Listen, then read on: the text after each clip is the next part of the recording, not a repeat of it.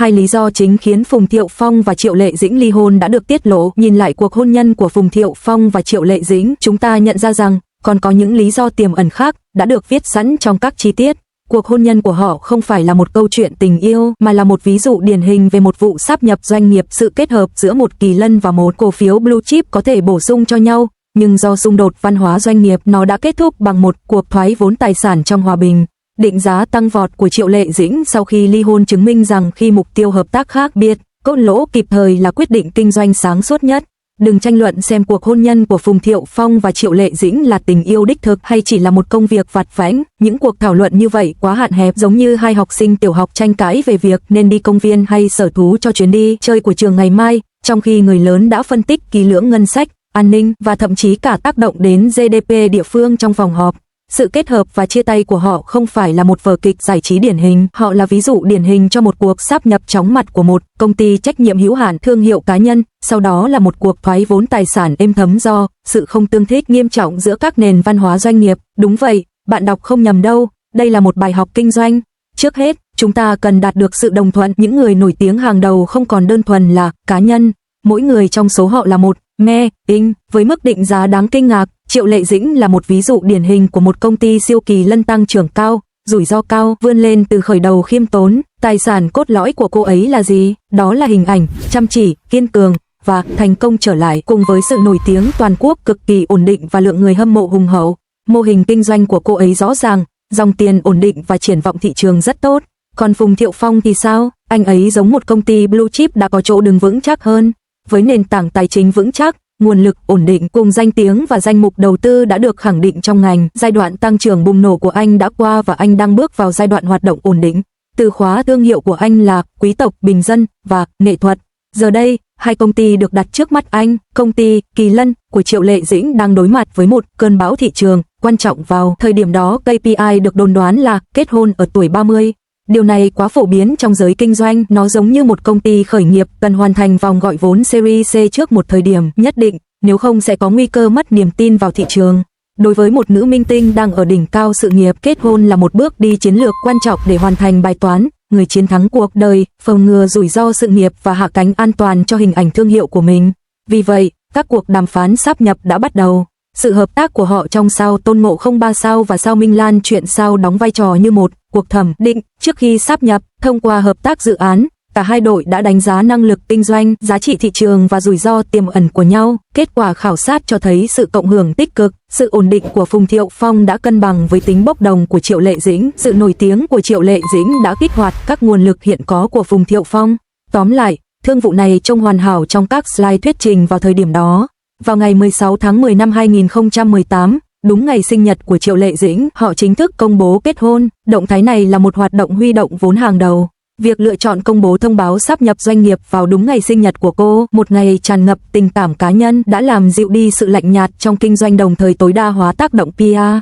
Giống như một công ty công bố sáp nhập vào đúng ngày sinh nhật của người sáng lập tràn ngập cảm xúc, khiến giá cổ phiếu tăng vọt. Đây là sự ra mắt chính thức của MVP, sản phẩm khả thi tối thiểu của cuộc hôn nhân của họ.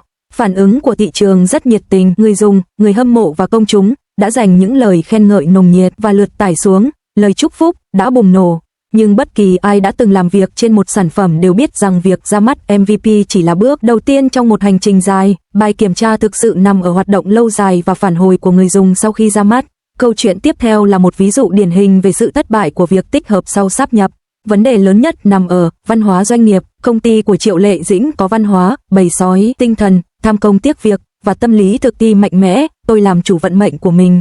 Toàn bộ sự nghiệp của cô là một câu chuyện đẫm máu với lịch trình làm việc 996 hoặc thậm chí 007. Mặt khác, công ty của Phùng Thiệu Phong lại đề cao quản lý nhân văn, nhấn mạnh cân bằng giữa công việc và cuộc sống, tràn ngập sự bất định và một bầu không khí nghệ thuật nhạy cảm. Anh ta sẽ hỏi trong các cuộc phỏng vấn với vẻ bối rối, em thích anh hay em đến với anh chỉ để cưới anh? Theo thuật ngữ kinh doanh, điều này có nghĩa là công ty sau sáp nhập của chúng ta có một tầm nhìn doanh nghiệp thống nhất không?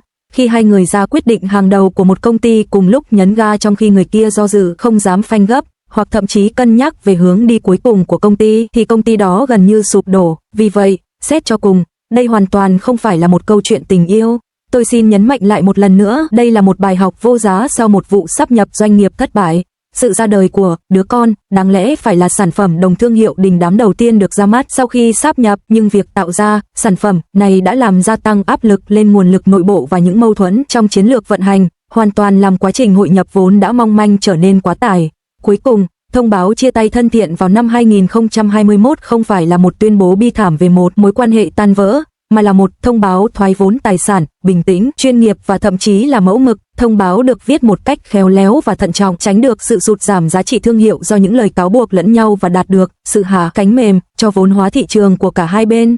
Trong kinh doanh, điều này được gọi là giảm thiểu tổn thất kịp thời, thoái vốn tài sản không sinh lời và tập trung vào hoạt động kinh doanh cốt lõi.